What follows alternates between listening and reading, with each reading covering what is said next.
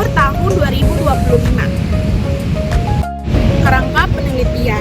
Kerangka ini adalah gambaran sederhana tentang bagaimana faktor variabel saling berhubungan dalam penelitian kami. Ada 3 hal utama yang sedang kami amati dalam penelitian ini, yaitu di mana X1, nominal pengeluaran makanan dan minuman per minggu. Ini adalah faktor pertama yang diduga mempengaruhi variabel lain. X2, nominal pengeluaran transportasi per minggu. Ini adalah faktor kedua yang mempengaruhi variabel lain. Y, nominal uang saku per minggu. Ini adalah hasil akhir atau variabel yang dipengaruhi oleh faktor-faktor lain. Maka H1 berpengaruh terhadap H3, H2 berpengaruh terhadap H3, dan H1 dan H2 berpengaruh terhadap H3. Maka ini menjadi suatu berkaitan antara H1, H2, dan H3. Selanjutnya, hipotesis. H1, nominal pengeluaran makanan dan minuman per minggu berpengaruh terhadap nominal uang saku per minggu. H0, nominal pengeluaran makanan dan minuman per minggu tidak berpengaruh terhadap nominal uang saku per minggu.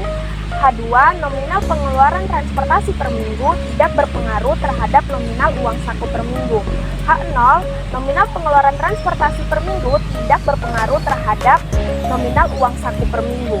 H3, nominal pengeluaran makanan dan minuman per minggu dan nominal transportasi per minggu secara simultan berpengaruh terhadap nominal uang saku per minggu.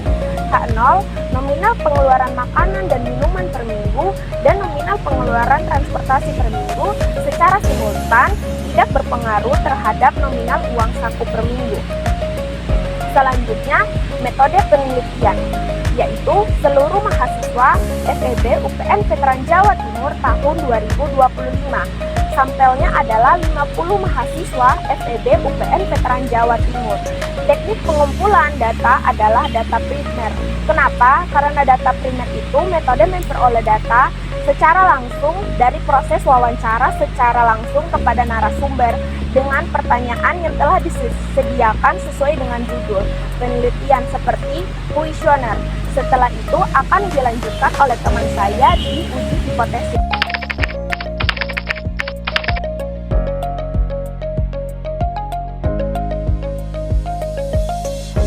Pada video kali ini saya akan menjelaskan hasil uji T dari penelitian kami. Uji T ini digunakan untuk melihat apakah pengeluaran makanan dan pengeluaran transportasi punya pengaruh secara parsial terhadap nominal uang saku per minggu mahasiswa FEB UPN Veteran Jawa Timur. Uji T ini digunakan untuk menguji apakah setiap variabel bebas atau variabel yang mempengaruhi secara individual benar-benar berpengaruh terhadap variabel terikatnya, yaitu nominal uang saku per minggu. Ketentuan dalam uji T ini adalah jika nilai T hitung lebih kecil daripada nilai T tabel, maka variabel tersebut dinyatakan tidak berpengaruh. Jika nilai T hitung lebih besar daripada nilai T tabel, maka variabel tersebut dinyatakan berpengaruh signifikan. Dalam penelitian kami, jumlah responden adalah 50 orang dan variabel bebas yang diuji ada 2 jenis. Untuk menentukan nilai T tabel, jumlah responden dikurangi jumlah variabel bebas, lalu dikurangi lagi 1. Jadi 50 dikurangi 2 dikurangi 1, hasilnya 47. Dengan tingkat kepercayaan 95% dan batas kesalahan 5%, nilai T tabel untuk 47 tersebut adalah 2,012.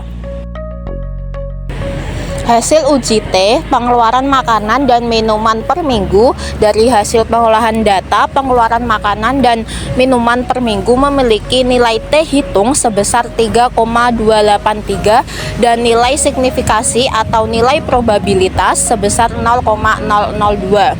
Jika dibandingkan dengan T tabel yaitu 2,012, 3,283 lebih besar daripada 2,012 dan nilai 0,002 lebih kecil daripada 0,05. Maka disimpulkan bahwa hipotesis pertama diterima dan hipotesis 0 ditolak. Artinya, secara parsial pengeluaran makanan dan minuman per minggu berpengaruh signifikan terhadap nominal uang saku per minggu.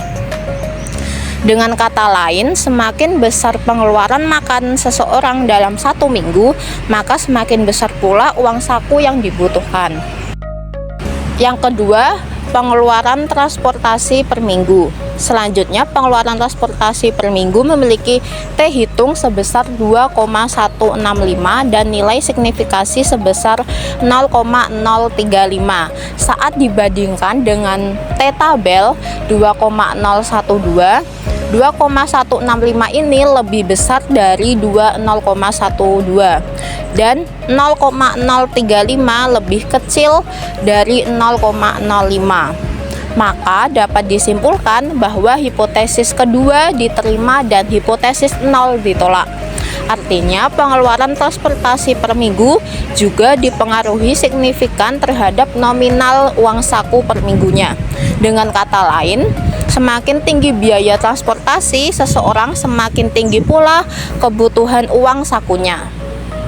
Dari kedua hasil tersebut, dapat disimpulkan bahwa baik pengeluaran makanan maupun pengeluaran transportasi secara individual sama-sama berpengaruh signifikan terhadap nominal uang saku per minggu.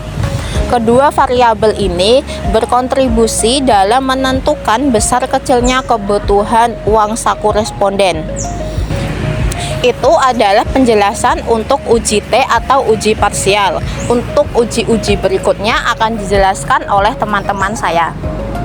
Lalu di sini saya akan menjelaskan tentang uji F atau bisa disebut simultan. Uji F digunakan untuk mengukur pengaruh secara simultan antara variabel bebas dengan variabel terikat. Menurut Sugiono pada tahun 2008 memberikan pendapat bahwa uji F mempunyai syarat sebagai berikut. Syarat pertama, apabila F hitung lebih kecil dari F tabel, dapat dinyatakan bahwa hipotesis tidak teruji, yaitu variabel independen secara simultan tidak berpengaruh signifikan terhadap variabel dependen. Syarat kedua, apabila F hitung lebih besar dari F tabel, dapat dinyatakan bahwa hipotesis teruji, yaitu variabel independen secara simultan berpengaruh signifikan terhadap variabel dependen. Hasil pengolahan data menggunakan software aplikasi SPSS versi 29 diperoleh sebagai berikut. Pada gambar tersebut kita melihat hasil uji ANOVA. Uji ini digunakan untuk mengetahui apakah semua variabel independen secara bersama-sama berpengaruh signifikan terhadap variabel dependen. Yang pertama, bagian model. Di bagian kiri terdapat dua baris, yaitu regresi menunjukkan variasi yang dapat dijelaskan oleh model, yaitu oleh variabel independen.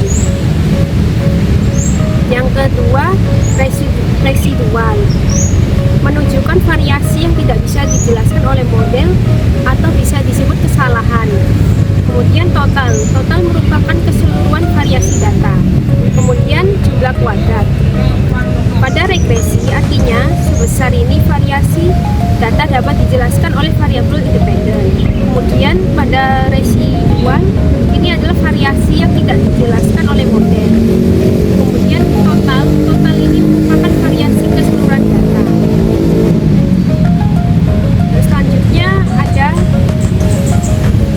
mean square. Nilai mean square adalah perbandingan antara jumlah kuadrat dan DF.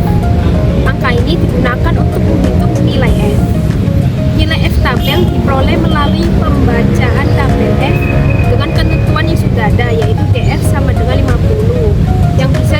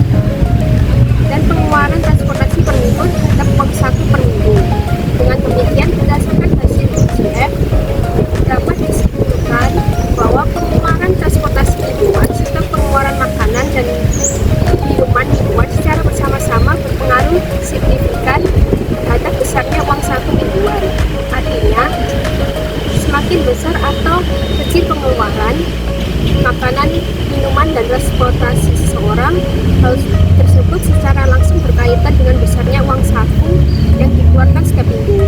Selanjutnya, saya akan menjelaskan mengenai tabel uji statistik deskriptif. Menurut tabel uji statistik deskriptif menunjukkan jumlah sampel, min, maksimum, dan minimum, dan standar deviasi dari setiap variabel.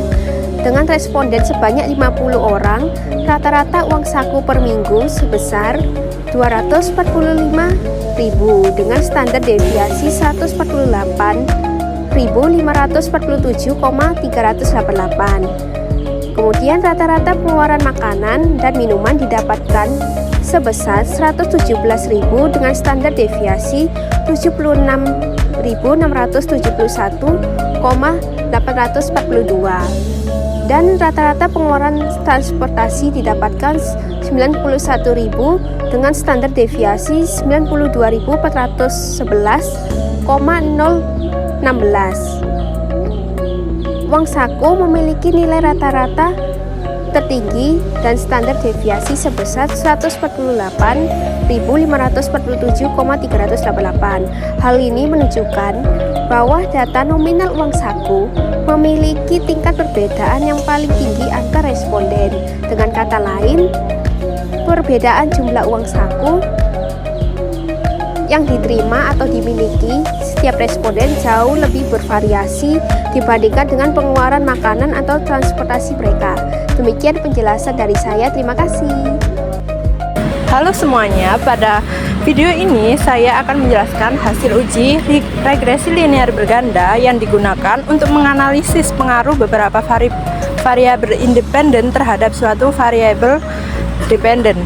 Pada penelitian ini, variabel dependen Y adalah nominal uang saku per minggu, sedangkan variabel independen terdiri dari dua variabel, yaitu X1 nominal pengeluaran makanan dan minuman per minggu, dan X2 nominal pengeluaran transportasi per minggu.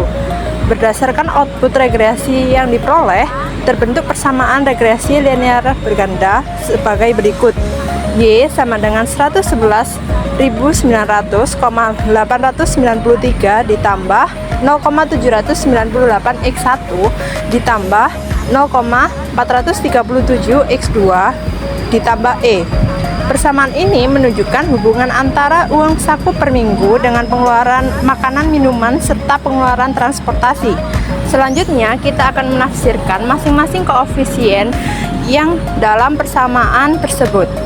Pertama, nilai konstanta sebesar 111.900,893. Nilai ini berarti bahwa apabila pengeluaran makanan dan minuman serta pengeluaran transportasi per minggu bernilai 0, maka uang saku per minggu yang dimiliki mahasiswa diperkirakan sebesar 111.900,893 rupiah. Konstanta ini menggambarkan besarnya uang saku dasar ketika tidak ada pengeluaran pada kedua variabel independen. Kedua, koefisiensi regresi pengeluaran makanan dan mingguan X1 adalah 0,798. Artinya setiap kenaikan satu satuan pengeluaran makanan dan minuman per minggu dengan asumsi pengeluaran transportasi tetap, maka uang saku per minggu akan meningkat sebesar 0,798 satuan. Koefisien ini bernilai positif, sehingga dapat disimpulkan bahwa pengeluaran makanan dan minuman memiliki pengaruh positif terhadap uang saku per minggu. Selain itu, berdasarkan nilai signifikansi sebesar 0,002 yang lebih kecil dari 0,05, dapat disimpulkan bahwa pengaruh pengeluaran makanan dan minuman terhadap uang saku per minggu bersifat signifikan secara statistik. Ketiga, koefisiensi regresi untuk pengeluaran transportasi per minggu X2 adalah 0,437. Hal ini berarti bahwa setiap kenaikan satu satuan pengeluaran transportasi per minggu dengan asumsi pengeluaran makanan dan minuman tetap, maka uang saku per minggu akan meningkat sebesar 0,437 satuan. Koefisien yang bernilai positif menunjukkan bahwa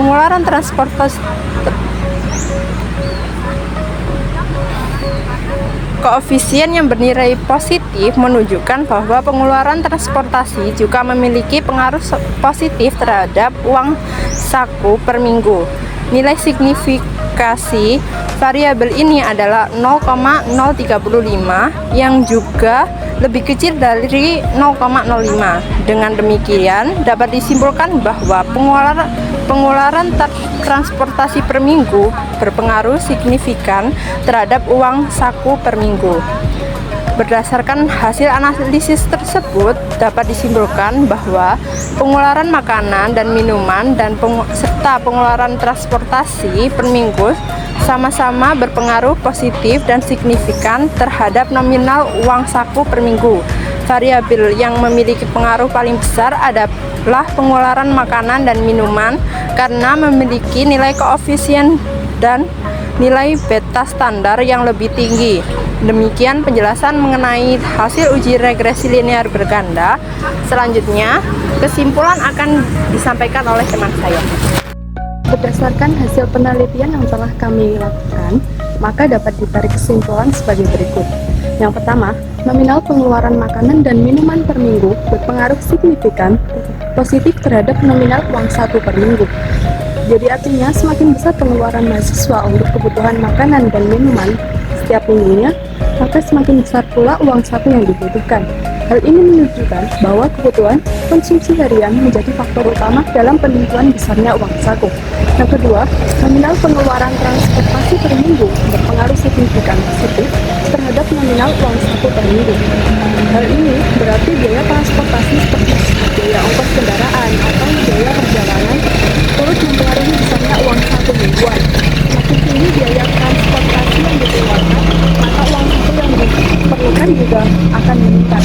Yang ketiga, nominal pengeluaran makanan dan minuman serta nominal pengeluaran transportasi per minggu secara simultan berpengaruh signifikan positif terhadap keputusan nominal uang saku per minggu. Jadi kesimpulan ini menunjukkan bahwa kedua jenis pengeluaran tersebut secara bersama-sama memiliki peran penting dalam menentukan besarnya uang saku mingguan. Dengan kata lain, penetapan uang saku tidak hanya dipengaruhi oleh satu faktor saja, tetapi melainkan kombinasi dari kebutuhan konsumsi dan transportasi mahasiswa. Seperti itu.